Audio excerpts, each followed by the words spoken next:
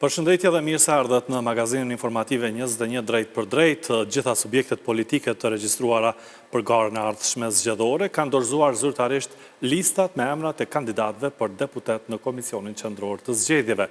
Me këtë hap është përmbyllur afati ligjor për paraqitjen e kandidatëve, ndërsa KQZ do të fillojë procesin e verifikimit dhe certifikimit, i cili u hap rrugë përgatitjeve për zgjedhjet e parakohshme për Kuvendin e Kosovës. Partitë politike që garojnë në zgjedhjet e 28 dhjetorit në listat e tyre zgjedhore kanë përfshirë pothuajse të gjithë deputetet e legjislaturës së fundit, e cila legjislaturë pas shumë muajsh bllokade kishte arritur ta konstituojë kuvendin, por jo edhe formimin e qeverisë së re, duke çuar vendin në zgjedhje të jashtëzakonshme. Listave të subjekteve politike si zakonisht i prin kandidatët për kryeministër. Listës PDK-s i prin kandidati për kryeministër Bedri Hamza, pasuar nga Uran Ismaili, Vlora Qitaku, Enver Hoxhaj dhe Arben Mustafa, në mesin e 110 kandidatëve për deputet. Ky subjekt politik ka prurje të reja të fushës diplomacisë, sportit, kulturës dhe të tjera, por ka edhe rikthime të zyrtarëve të saj siç është Gjavit Haliti. Koalicionit vetëvendosje guxo Alternativa dhe PSHDK-s i prin kandidati për kryeministër Albin Kurti, pasuar nga Glauko Njufca, Donika Gërvalla, Avni Dehari dhe Albulena Haxhiu. Në këtë listë të vetëvendosjes përveç djalit të Ukshin Hotit, Andin Hoti, janë shtuar edhe emrat e rinj të partnerëve të koalicionit.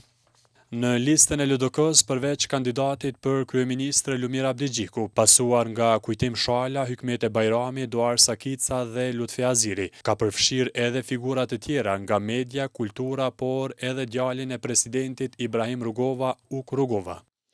Edhe AAK-ja nuk ka ndryshuar shumë në listën e saj nga ajo e zgjedhjeve të kaluara parlamentare. Kandidati për kryeministër Amosh Haradinaj pasohet nga Besnik Tahiri, Time Kadriaj, Bek Berisha dhe Ar Bertolaj. AAK-ja përveç prurjeve të reja është kujdesur që të rikthej edhe figura që dikur ishin pjesë e partisë, si Agim Qeku dhe Burim Ramadani. Edhe listës së nisme socialdemokrate i prin kandidati për kryeministër Fatmir Limaj, pasuar nga Gjevahire Izmaku, Arbresh Krasniqi, Mevluden Krasniqi dhe Endrit Shala. Nisma ka zgjerim të listës së saj të kandidatëve për deputet në këto zgjedhje, për shkak se garon e vetme, përkundër se në zgjedhjet e kaluara ishte në koalicion. Politologu Albinot Maloku, duke komentuar listat zgjedhore të partive politike, tha se nuk ka befasi të mëdha, por sipas tij qytetari duhet i dënojë me votë deputetët e legjislaturës së kaluar që janë përfshirë në lista për shkak të bllokadës për konstituimin e kuvendit. Publikimin e listave nga partitë politike ka disa ndryshime, ka prurje, ka aderime të ndryshme, si ke parë partitë politike me këto lista që po i hyjnë garës të zgjedhjeve të 28 dhjetorit? Nga fakti që po shkojnë shumica prej tyre pa koalicione, gjithsesi ka pas një fuzionim maksimal të njerëzve, sidomos ata që në një formë si kanë pas edhe reciklim. Nuk ka shumë dallime të mëdha, po kjo rrjedhë si pasojë e njerëzve cilët janë të angazhuar dhe duan të angazhohen në jetën politike në Republikën e Kosovës. Befasi nuk po është tek gati asnjë analist. A ka njerëz të mirë, gjithsesi ka, dhe që kishte me qenë shumë interesant për votuesin, ndoshta me qenë si rekomandim, ata cilët kanë qenë pjesë e listaturës e cila ishte bllokuese, qytetari kishte qenë mirë me i dënu, pra mos me ju dhonë mbështetjen për faktin e tregimit të punës tyre që kanë bërë për brenda kësaj legjislaturës kaluame, përderisa kemi njerëz nga secili subjekt politik që edhe kandidojnë për herë të parë, po edhe janë të rinë në angazhim, nuk kanë qenë pjesë e legjislaturës, pra ka alternativa. Mirë po befasi jo, nuk po s'kon befasi, emra nga secila strukturë, sidomos po flasim për këto emra të ri, janë premtues për mu, ose s'paku shpresohet të jenë premtues, dhe po flas për të gjitha listat zgjedhore. PDK, LDK, AAK edhe nisma kanë pasur ndoshta pak më vështirë për faktin që nuk kanë pasur koalicione të pastra të gjona dhe i kanë maksimalizuar forcat e tyre për të marrë njerëz me çdo formë dhe me çdo mënyrë. Tek lëvizja vetëvendosje kemi një koalicion prej 4 subjekte politike, duke që lëvizja vetëvendosje kësaj here po e respekton subjektivitetin që nuk ka ndodhur përpara, të këtyre partive minorene që i ka si pjesë e koalicionit dhe në sens punit kjo është e shëndetshme. I bie që krejt të vijnë një gjenerat e re e politikanëve në kuptimin që janë të rinë e lista që të zgjedhin deputet?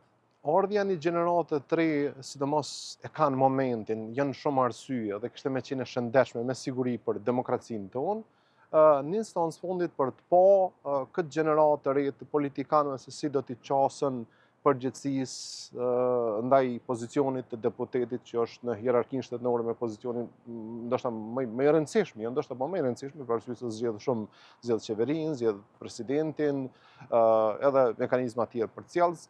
Dhe për rrjedhoi Republika e Kosovës konsideroj që kishte qenë shumë e shëndetshme me provu këtë lloj funksionimit politikës. Jo është me provu, mirë po kishte qenë unë besoj fuqinë kishte qenë shumë e shëndetshme. Në sens punit edhe qytetari me i tregu atij që ka qenë bllokues të gjithë procesit, se bllokimi nuk ka ndodhur nga mosdija, po ka ndodhur nga niveli i lartë i papërgjegjësisë që kanë tregu dhe kanë pru Kosovën në këtë drejtë ku kemi pasoja prej nënshkurtit vitit të rrjedhës, angazhimet maksimale për formimin e qeverisë, edhe misioneve tjera, dhe në Kosova bën regresin më të madh që ka mujt me pas në herë së mos pas fuqizimit saj si shtet.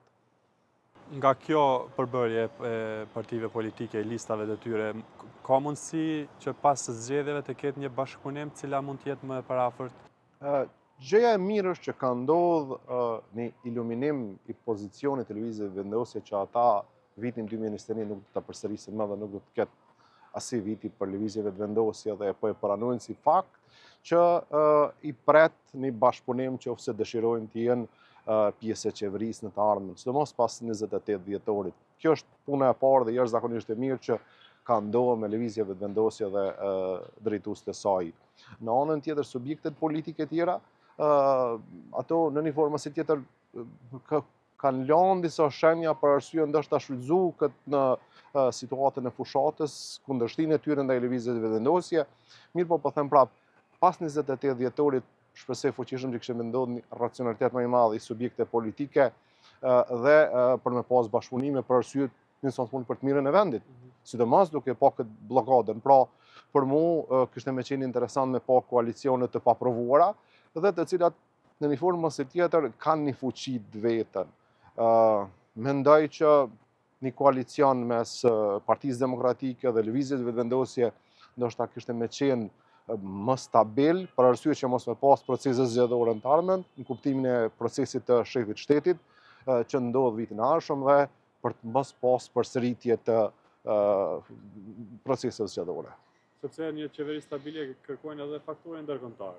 Në krye të herës, me nënshkurt, neve se kemi, jo neve, flasëm për subjektin e parë që doli pas nënshkurtit, që ishte jashtëzakonisht destruktiv dhe bllokues, nuk e njoh realitetin, ishte në presionin ose në impresionin e në 2021-s dhe ishte mendimi që të ketë fuqinë gjithë përfshirëse siç që pat në 2021-ën. A ka pas rekomandime dhe kërkesa edhe nga faktori ndërkombëtar dhe nga late që Kosova të ketë një qeveri stabile dhe qeveria stabile konsideroj mes dy subjekte politike që kanë një fuqi, nuk u bë, nuk u respektua. Lutem shumë që pas 28 dhjetorit ta kuptojnë këtë realitet. Kosova ka nevojë tani jo për qeverisje një partijake që nuk do ta përjetojë më, mirë po për një partneritet i cili kishte më qenë garantues i obligimeve të Republikës së Kosovës qoftë brenda qoftë jashtë. Komisioni Qendror i Zgjedhjeve ka miratuar dizajnin dhe përmbajtjen e flet votimit që do të përdoret në vendvotimet brenda vendit për zgjedhjet e parakohshme të 28 dhjetorit. Flet votimi përmban 24 subjekte politike pjesëmarrëse në këtë proces zgjedhor. Fletvotimi për zgjedhjet e 28 dhjetorit përmban 24 subjektet politike pjesëmarrëse në këtë proces zgjedhor, prej cilave 18 parti politike, 3 koalicione, 2 iniciativa qytetare dhe 1 kandidat të pavarur. Shefi i sekretariatit të Komisionit Qendror Zgjedhor, Besnik Buzhala, tha se zyra ligjore ka konstatuar se fletvotimi duhet jetë në dy gjuhë.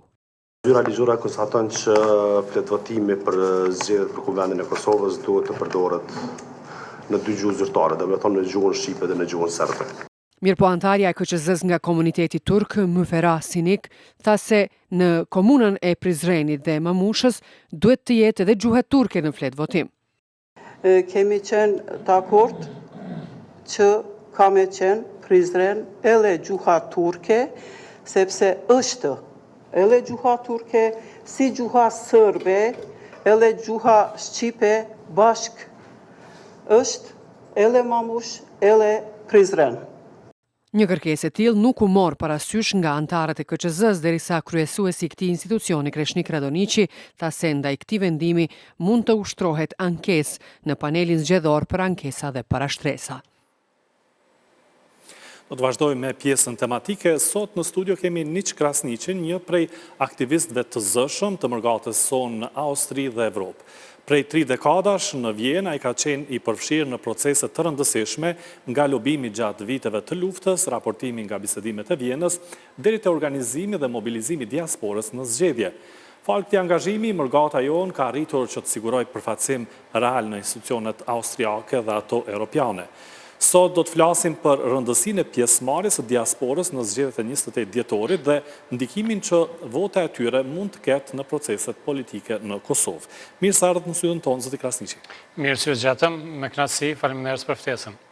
Pra, kanë mbetur më pak se 3 javë deri tek dita ku do të mbahen zgjedhjet e jashtëzakonshme këtu në Kosovë. Si po i shihni ju këto zgjedhje nga këndvështrimi i një personi që jeton jashtë Kosovës, pra në diasporë? Po, pjesa më e madhe e diasporës është faktikisht vazhdimisht i kyçur me zhvillimet në Kosovë, sidomos në kohë që janë pak më sfiduese.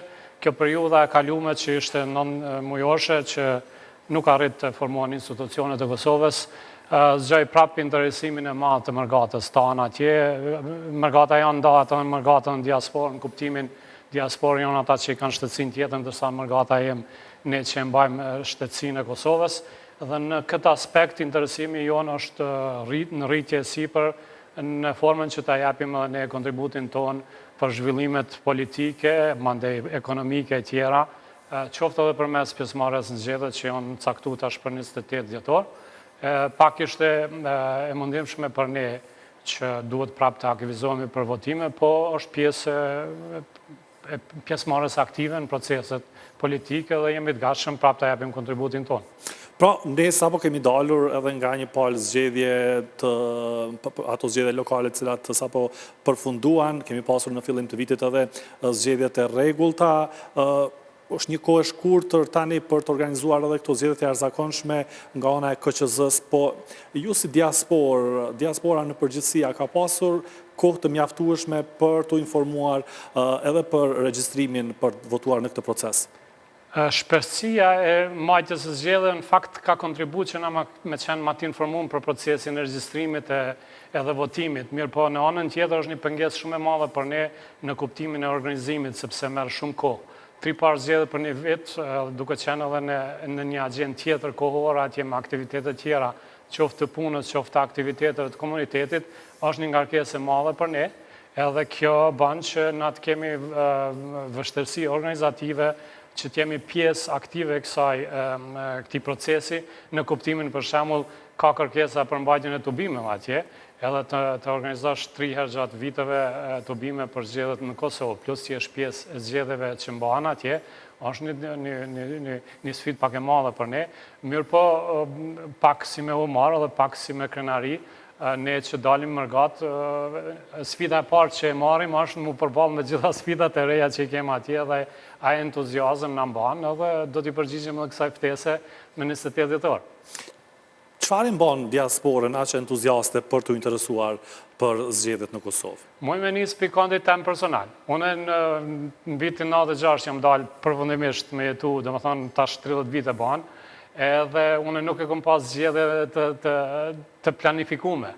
Ka qenë situata e tillë që dash largohem pi Kosovës, ka plot që janë largu pe ikjes nga terrori atëhershëm, disa kanë shku për të siguru të ardhurën për familjet, se cila e ka ndërlidhur një shkak që me gjithat lidhet me vendin e lindjes, që t'jes kontribus këtu, t'jesh pjesëmarrës i thojnë participim, e që ne të punojmë që t'jemi participus në investime ekonomike, për shembull në ekipin e futbollit, në të gjitha fushat e jetës, në lobimin ton atje për Kosovën, duhet jemi edhe pjesë participuse aktive në zgjedhje, sepse kur të plotësohesh, sikur kur të mersh vendin në ekipin e Kosovës, përfaqësuesen e Kosovës që të japsh kontributin fush, tek atëherë jemi me krejt motivin dhe me krejt energjinë pjesë e procesit, kështu është dashtë të jemi edhe në procesin e votimit, në procesin e zgjedhjes, kush me vendos për të ardhmen, ose kush me marrë obligimin me punu për të ardhmen e vendit tonë, edhe aty jam shumë përkras i të drejtës së mërgatës për të votuar, me qëllim po them drejtës së mërgatës, sepse unë personalisht e kam rujt shtetësinë e Kosovës, pikërisht që t'i kam të gjitha drejtat që të marrë pjesë aktive në këto proces. Disa e kanë hequr dorë nga shtetësia, sepse kanë qenë të obliguar, rasti i Gjermanisë. Pikërisht edhe në Austri, nuk mundet shtimajsh dy shtetësi, dhe me thonë, une përkundër se kretë familja ka marrë shtetësinë austriake, une qëllimisht e kam rujt shtetësinë Kosovës, fakt kom luftu me fitu shtetësinë e Kosovës, në atë aspektin diplomatik, edhe në momentin që i këm pasat drejt, unë e kom marrë me shumë knatësi dhe mbaj me shumë knatësi me krenari, edhe që t'jem në proces.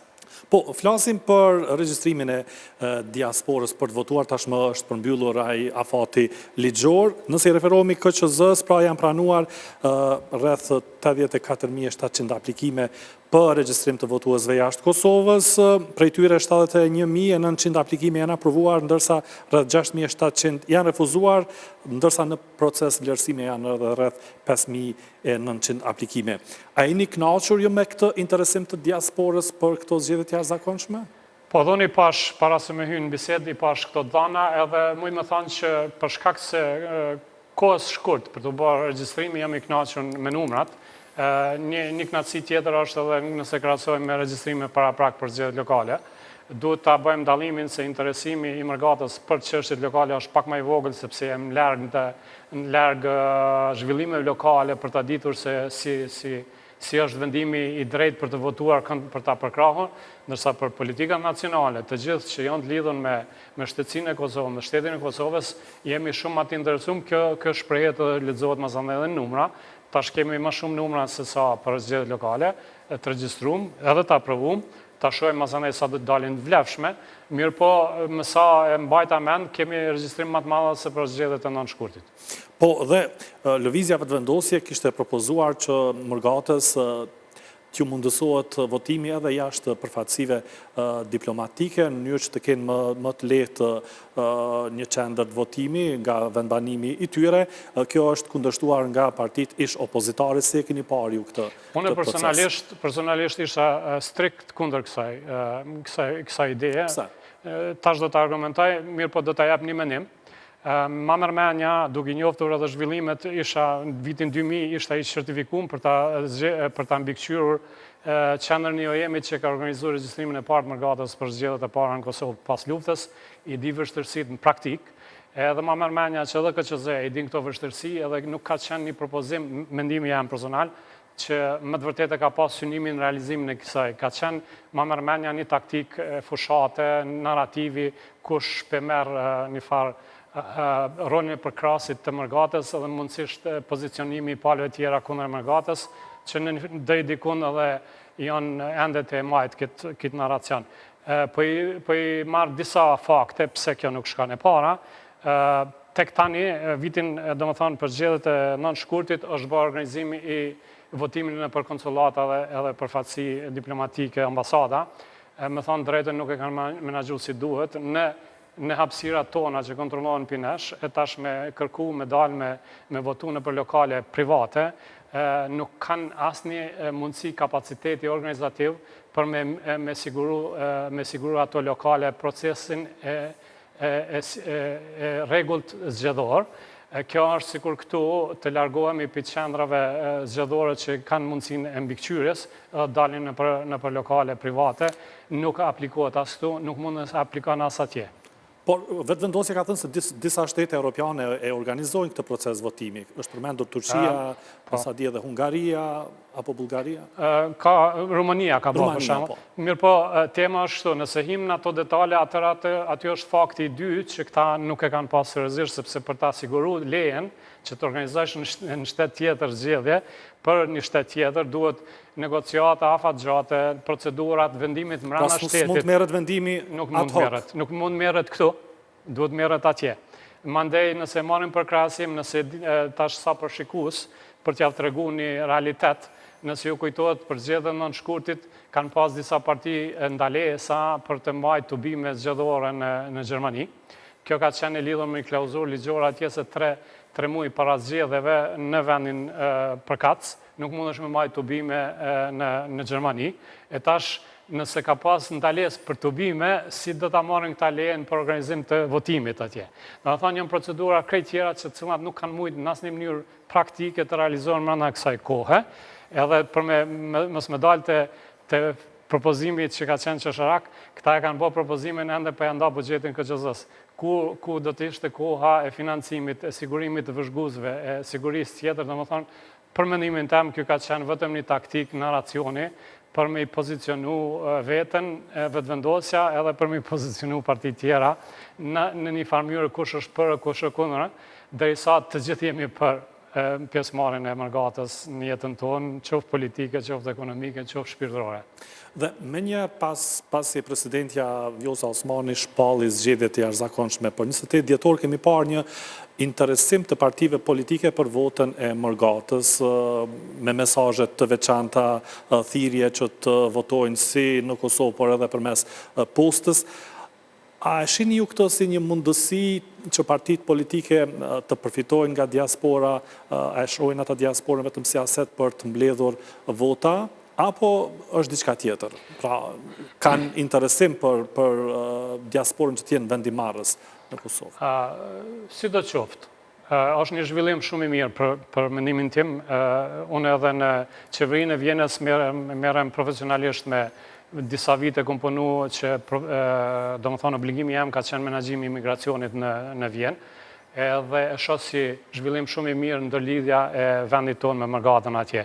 Një kohë ka qenë partitë që kanë qenë përpara në pushtet, po edhe vetëvendosja kur ka qenë në opozitë e kanë paharruar diasporën, do më thonë Margatën, edhe ndryshimi ka ardhur diku në vitin 2019-2021. Mirë po në atë kohë, paka shumë interesimi ka qenë kryesisht i vetëvendosjes për Margatën atje, edhe ka arritë që mi afru rreth vete që u pa masandaj edhe në rezultatin zgjedhor të 14 shkurtit. Tash ka një ndryshim të madh, qoftë në interesimin e partive tjera për Margatën diasporën, qoftë në interesimin e Margatës e diasporës për vendin tonë, derisa atëherë e kanë përkrahur ndryshimin përmes ardhjes vetëvendosjes në pushtet, tash janë ka përkrahin ndryshimin përmes ardhjes partive tjera në aspektin numerik, derisa deri në vitin 2020 në statistikat e Bashkisë Evropiane i kemi që nga Kosova janë larguar diku 200.000 qytetar, vetëm brenda 5 viteve të qeverisjes së vetëvendosjes nga Kosova janë larguar 213.000 qytetar. Zakonisht ata që largohen janë të pakënaqur me qeverisjen që e kanë lënë, do të thonë këta 213.000 që janë ardhur atje, secili nëse regjistrohet për me votu, ai do ta shpreh pakënaqësinë ndaj kësaj qeverie që e ka lënë, që ka qenë e vetëvendosjes. Ata paraprak mundin të jenë pakënaqur me qeverisjet paraprake, mirë po Margata diaspora është një pjesë e shoqërisë e kombit tonë që është shumë dinamike, edhe në momentin që ka mendësinë dinamike, dinamika është zhvillim, është ndryshim, edhe kjo Margatë do ta përkrahë prapë ndryshimin në vendin tonë. Mirë, dhe ka pasur zëra që diaspora duhet të përfaqësohet më mirë në institucionet e Kosovës, madje do duhej që të kishin edhe vendet të rezervuara në kuvendin e Kosovës. Si e keni parë ju këtë ide? Unë personalisht i di disa modele të vendeve tjera. Nuk e kam nda mendën asnjëherë cilin do ta preferoja personalisht. Ajo çka është sigurt edhe çka në çdo rast e kam përkrahur do ta përkrahaj është që ne jemi të përfaqësuar, sepse vetë pjesëmarrja jonë, qoftë tash kur vim për zgjedhje, qoftë nëse vim në funksionin e një deputeti ose një pjesëtari të qeverisës, na sjellim resurse me veti. I sjellim resurset, unë jam në rretizim të resurseve tona në Austri edhe me gjerë. Për shembull, gjatë kohës pandemisë kemi rrimi mbledh 5.000 mjek që me periudhë shqiptare që jetojnë e punojnë në Evropë. Do të thonë janë resurse. E nëse ne kemi organizuar atëherë një organizatë që ka ardhur këtu, ka marrë seminare, jemi certifikuar mi marr orët që janë për mbajtjen e licencës për mjek, për funksionin e mjekësisë. Ne sjellim me vete resurse këtu, edhe për me ba ma të thjesht përshkrimin tim është sikur lojtarët tanë që luajnë për ekipe evropiane, që janë resurse për përfaqësuesin tonë, ashtu e shoh edhe ne përfaqësimin tonë në institucione. Për një shembull, e kam një mik shumë të mirë, edhe kam dëshirë shpesh me potencu për shkak se është djalosh fort i mirë, i rritun në Berlin me prjarët për Gjilanit, e ka një driton e mini, ka qenë shumë i mirë në T-Mobile të Gjermanisë, ja kanë menu një pozicion me perspektivë dhe e kanë dërgu para disa viteve, e kanë dërgu me udhëhec T-Mobile në Austri. Edhe e ka mirë mbajt T-Mobile në rjetin, është i pari që ka instalu 5G në Evropë. Edhe ka qenë krenari për krejt Austrinë që janë të partë në Evropë që për instalojnë 5G dhe ka dalë në konferencë me kryeministrin e Austrisë. Ai person ka qenë i gatshëm me arë këtu, me dijen e vetë organizative për postën. Edhe pej postës një problem financiar me siguru dividenda që i shkojnë shërbim të buxhetit Kosovës për me përdor për një vit, për shembull dividenda me përdor për mjekësinë, tjetër ditë për arsimin edhe kështu që me përparu edhe vendi jonë. Nuk e kanë marrë. Jo që ka dashur me lëshu vendin atje, po format e punës ka dashur me nda part-time këna janë, edhe nuk e kanë marrë, nuk po du me fajsu asnjënin me këta, po du me të regu se ne kemi resurse të nivellet të ndryshme, si kur kjo rast, dhe në fusha tjera, cilat kur t'ja jep drejten me votu, kur t'ja jep drejten me participu në jetën e përditshme, ajo gatshëm dhe dijen e vetë me sjell këtu, nështë edhe investimin e vetë, edhe tarmën e vetë, kjo na duhet. Pra, ju thoni që tashmë gjeneratat e reja kanë diplomuar atje, ka shumë ekspert të fushave të ndryshme shqiptar që punojnë për vende kyçe, për vendet e Evropës dhe nuk është bërë sa duhet në atë që quhet kthimi i trurit në Kosovë, apo jo? Unë e përshfrytëzoj rastin, faleminderit për pyetjen, përshfrytëzoj rastin, kam marrë me një ide konkrete dhe kam prezantuar në disa prezantime këtu. Pasi që e kam punu punën e menaxhimit të migracionit, unë e shoh të arsyeshme cilat dhe qeveri që të vjenë mas 28 nëntoj të formohet një agjenci për menaxhimin e migracionit, në kuptimin që ata që nuk gjejnë vend pune ose për cilën do arsye, qoftë për përgatitje profesionale, dojnë të largohen për një periudhë nga Kosova, vetë agjencia shtetërore e Kosovës të ndihmoj në sistemimin e tyre sa më të shpejt në rolin që e kërkojnë atje, sepse nëse ai nuk i hub 2-3 vite për me armë pozicionin që e ka synu, ato 2-3 vite na shërbejnë ne që në momentin që ai e arrin një 7 vjeçar, 10 vjeçar për të fituar ose për të marrë atë arsimim që ka dashur të jetë në shërbim të kthimit këtu. Ne na ndodhe kundërta. Dalin në iniciativa private, e hupin rrugën derisa të arrin rezultatin që e kanë synu, ja nisin me kriju familjen, vjen momenti ku të shkojnë fëmija në shkollë dhe i humbin. Do të thonë, një agjenci për menaxhimin e migrimit do të ishte një win-win situacion si për ne, si për ata ku shkojnë për karrierë profesionale ose përfitime profesionale, po edhe për vendin ku shkojnë edhe ku kthehen se e binë masat në një know-how ose një investicion për Gjermanisë, për Austrisë, për Zvicrës ose vendin tjetër e sjellin këtu. Do të thonë bëhet një shulevek, i thojnë në gjuhën shqipe, i dy anshëm që sa herë lëviz dikush sjell dobi për dy vendet. Këtë përfitime të dy anshme. Por, si duhet të fuqizohet ajo lidhja mes shqiptarëve dhe mërgatës dhe diasporës, gjeneratat e reja shqiptarët cilat kanë lindur në shtetet përkatëse dhe se nuk e kanë ndoshta atë lidhjen e fuqishme si që kanë pasur prindërit e tyre. Çfarë duhet bërë në këtë aspekt që të ruhen ato lidhjet të fuqishme si që kanë qenë deri më tani? Ilir, po e përdori ndoshta pak personale, për shembull unë i kam 2 fëmijë. Asnjëherë nuk ju kam marrë ligjërat të, si më thonë, të patriotizimit. Mirë po ata shohin për detshmërinë time. Unë e shoh që i kemi 2 detyra atje. Një, kur shkojnë për detshmërinë e shkollës, ka dhe mësim në gjuhën shqipe, në Austri e pagun shteti edhe orën në gjuhën shqipe. Ne duhet sigurohemi që ai kur shkon në orën gjuhën gjermane edhe në gjuhën shqipe, mos ta ketë ndjenjen se ka ra niveli. Do të thonë duhet sigurohemi që edhe orët tona atje të jenë përmbajtësore me një nivel. E dyta, duhet të investojmë në atë mënyrë që fëmia jonë kur të jetë në rrethin shqiptar, ta ketë njëjtën kvalitet sa i përket drejtave personale, kolektive tjera që ai ta nin veten që është në gjenje në komuniteti vetë t'i mbron edhe t'i përfaqëson drejtat e veta në barazit të gjuhës, në barazit të si cilët aspekt, për shembull shtetit, ka vende që s'na njohin.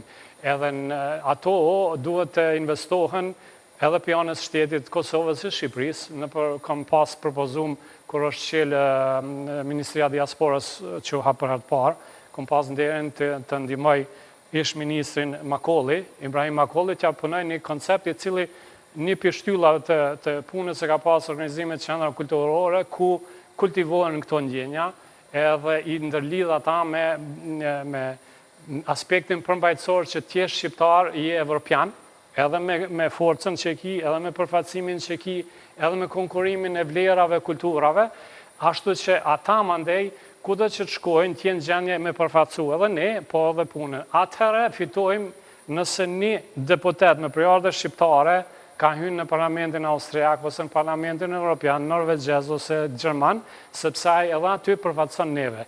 Momentalisht ka në Zvicër, ka në vende tjera që kemi deputet me përjardhe shqiptare në nivelet ndryshme. Në Austri kemi në nivelin lokal, ansamblist, në nivelin e parlamenteve të landeve ose të Republika e Endës kemi depërtu, mirë po çfarë kemi ba? Synimi është deportane vota jonë ka shku në shërbim të miqve tanë, të cilët tash na përfaqësojnë edhe në parlamentet republikane, edhe në parlamentin federativ në Vjenë, po edhe në parlamentin evropian, përmes deputetëve që i kemi përkrahur në Austri, edhe në një farë forme janë zë i përfaqësimit tonë. Dhe kur jemi tek ruajtja e gjuhës shqipe, përveç rolit të prindërve që kanë atje, këto orë plotësuese në gjuhën shqipe a një të knaqshëm me nivelin e këtij zhvillimit të orëve në gjuhën shqipe? Unë personalisht jam një që kam gjithmonë sfidoj, kam dëshirë ma shumë. Duhet t'i lavdojmë ata që i kem, mirë po jam kërkues për ma shumë, mos të mbetet ajo në resurset e personave atje.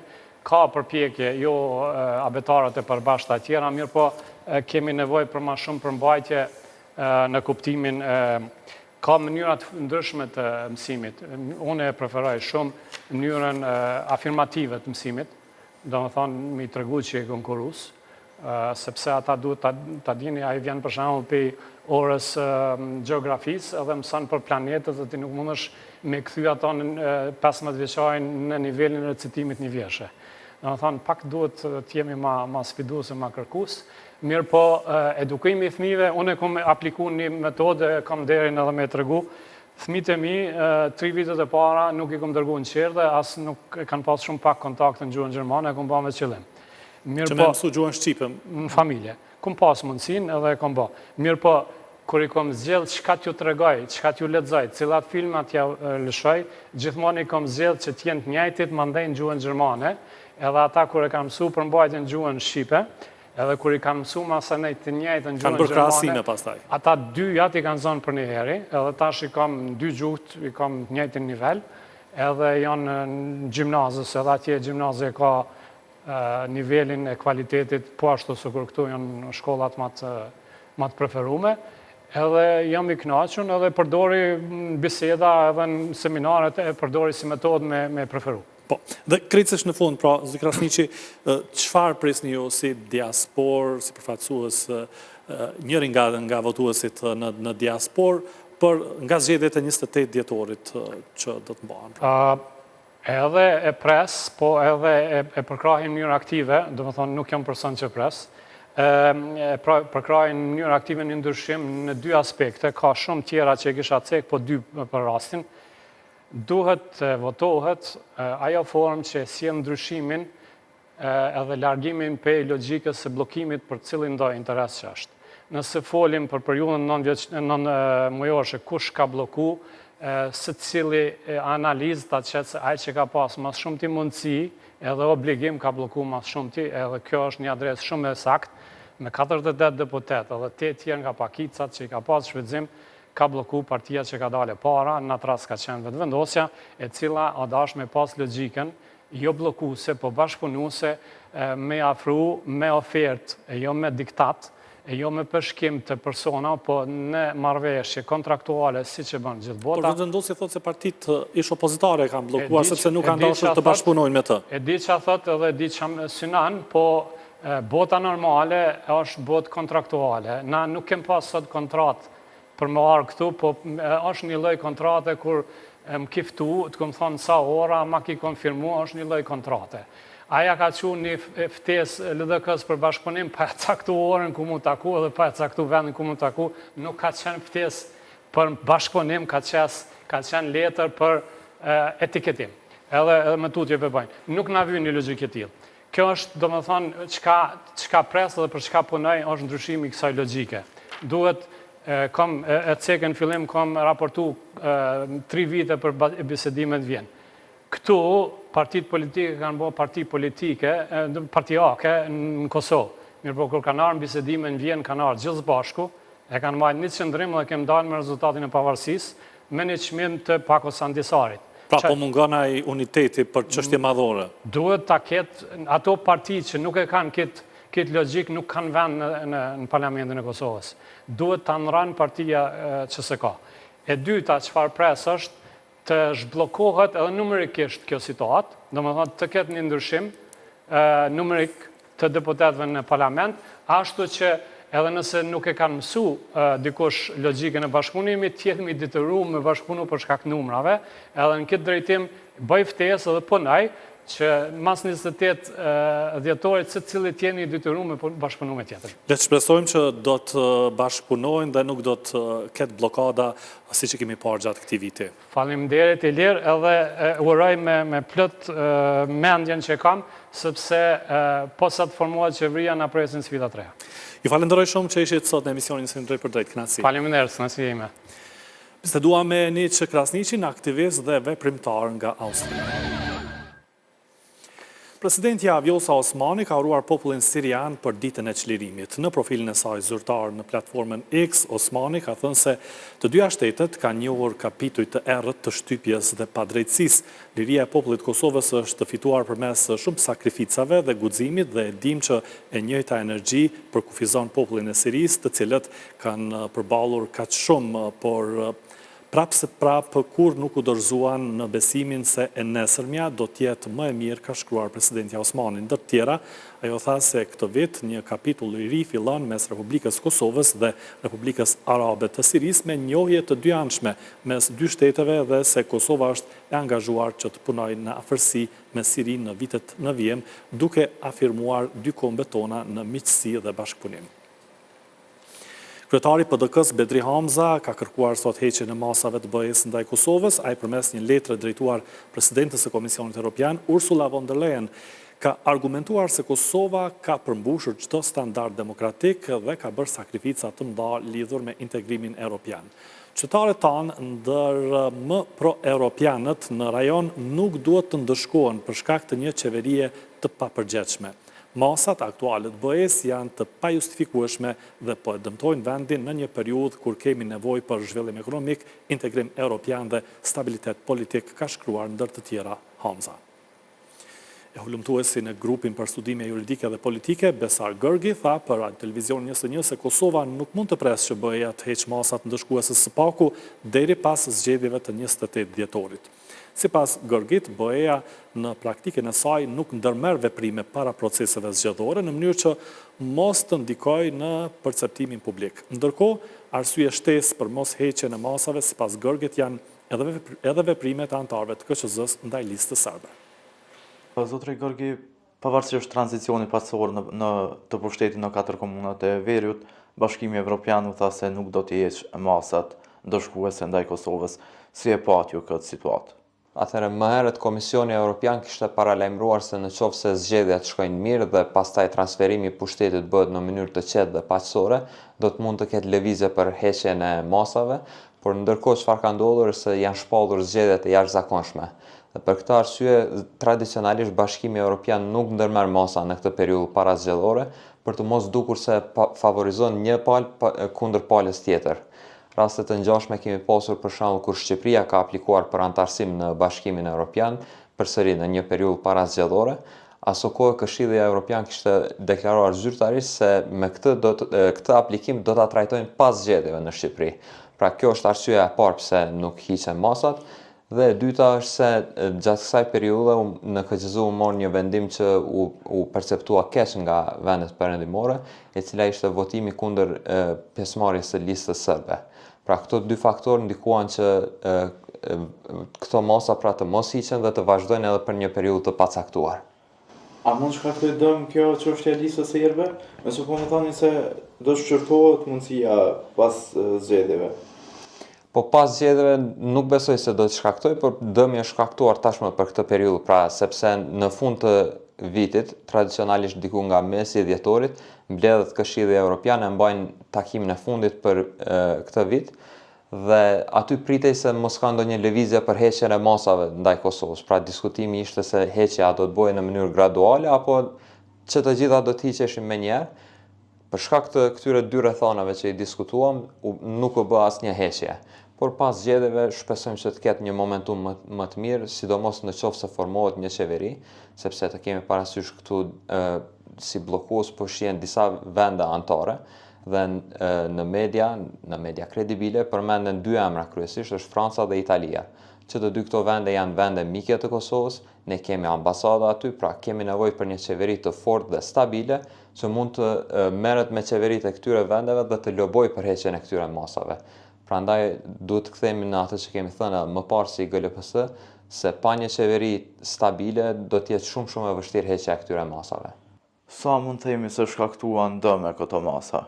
Tash dëmet kryesore janë financiare dhe politike. Në rrafshin financiar kemi një hulumtim të Institutit GAP që flet për diku rreth 600 milion të pezulluara.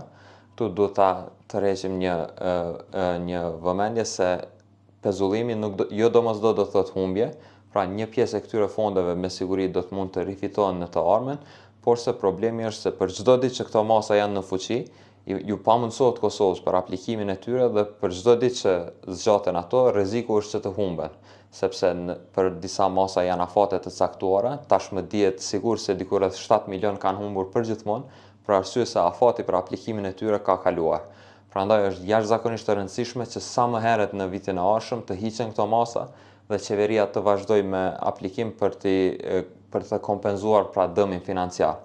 Ndërsa po ashtu kemi edhe dëme në reputacionin e Kosovës si një vend që është në masa, pra as Serbia, as ndonjë vend tjetër në Bashkimin Evropian që duket shumë problematike për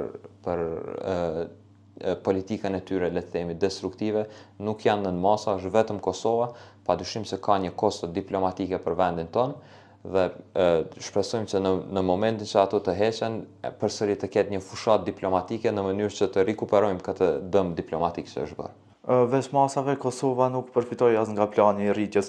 Sa po shkakton dëm kjo vendit? Po këtu është problemi më i madh realisht sepse Komisioni Evropian e gjeti një mënyrë që plani i rritjes të mos ndikohet nga masat e vendosura në qershor të vitit 2023.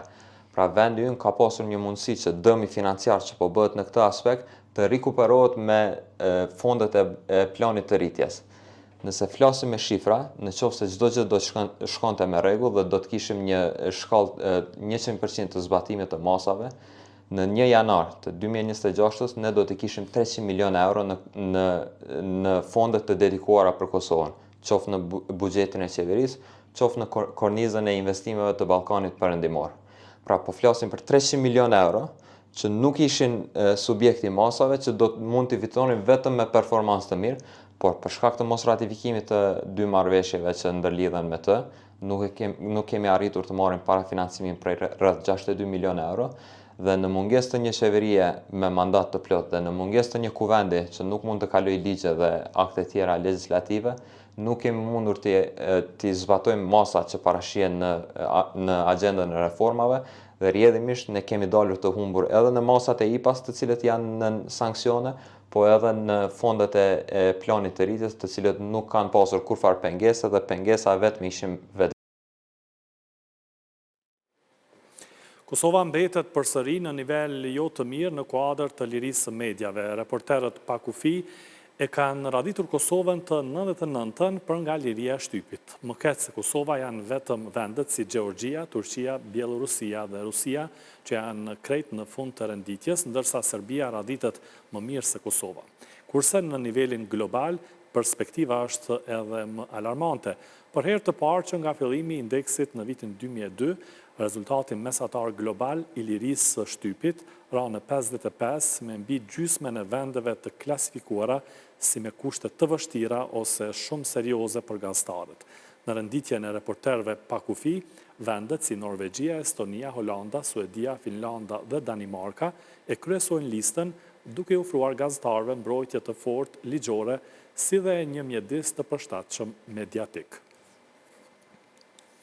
Oda ekonomike e Kosovës ka njoftuar se ka dorëzuar kallëzim penal në prokurorin speciale ndaj kryesuesit të bordit të zyrës së rregullatorit për energji, Ymer Fezullau, dhe antarëve të bordit për moszbatim të vendimit të Gjykatës Supreme për çështjen e liberalizimit të tregut të energjisë për bizneset. Sipas OEK-ut, Supremja ka konstatuar qartësisht se procesi i liberalizimit të tregut të energjisë elektrike është zbatuar në kundërshtim me ligjin. Në njoftimin e odës ekonomike janë listuar 5 vepra penale që sipas tyre i kanë kryer Fezullahu dhe antarët e bordit të ZRE-s.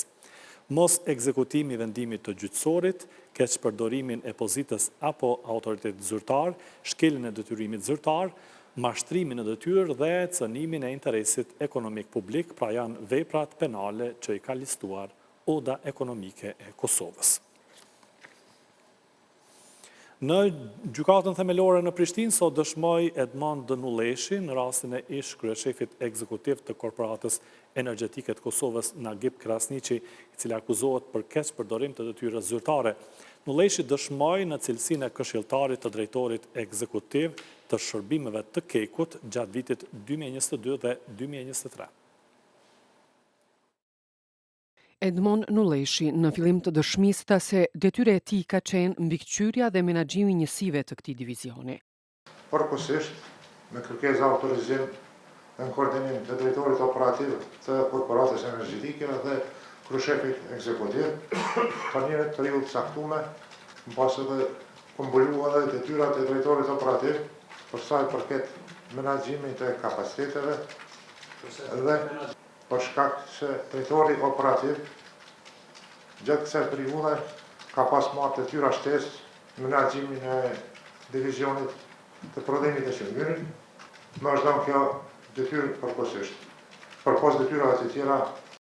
Nulleshi foli edhe për procesin e tregtimit të energjisë elektrike gjatë periudhës sa ishte i angazhuar në detyrat e tij.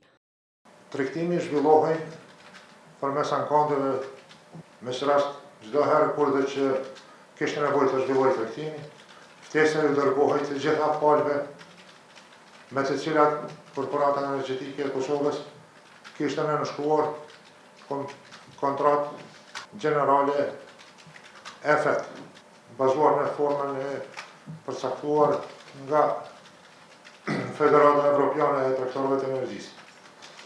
Mëteja i tregoi se kohën kur kishte marrë detyrën, kontratat ishin të nënshkruara, por që më pas kishte kuptuar se Keku nuk kishte kërkuar licencim nga ZRE për t'i përfshirë këto palë në proces të tregtimit. Korporata Energjetike e Kosovës nuk kërkonte licencim nga ZRE për t'i përfshirë këto palë në proces të tregtimit.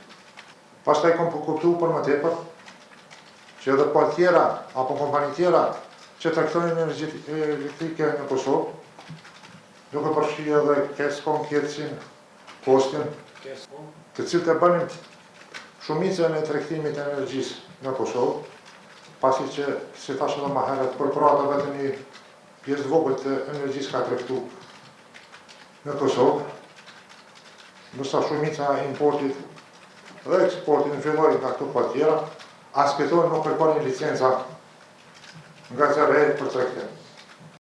Gjatë seancës së sotme, ai tha se në bazë të rregullave Keku e njoftonte ZRE-n me shkrim rreth procesit të tregtimeve që ishte duke zhvilluar. Ai tha se ka pasur shkresat e komunikime me ZRE-n. Pasi që kom pushu këtë funksion, kam informat dhe kom pas një hori që ZRE kishte dërguar diku në nëntor, apo në tetor nëntor të vitit 22, raportin e monitorimit, që kishte filluar tash më herët diku në maj më duket. Pas përfundimit të pyetjeve të prokurorit special është vijuar me ato të mbrojtësit të akuzuarit Nagib Krasniqi, me qras dëshmitari Edmond Ulleshi, tha se gjatë kohës sa ka qenë ai në detyrë, qeveria e Kosovës nuk ka subvencionuar energjinë elektrike. Ndryshe, ish kryeshefi ekzekutiv i Korporatës Energjetike të Kosovës Nagib Krasniqi akuzohet për keqpërdorim të detyrës zyrtare. Për informacione të reja vizitoni edhe portalin tonë rtv21.tv. Mirupafshim.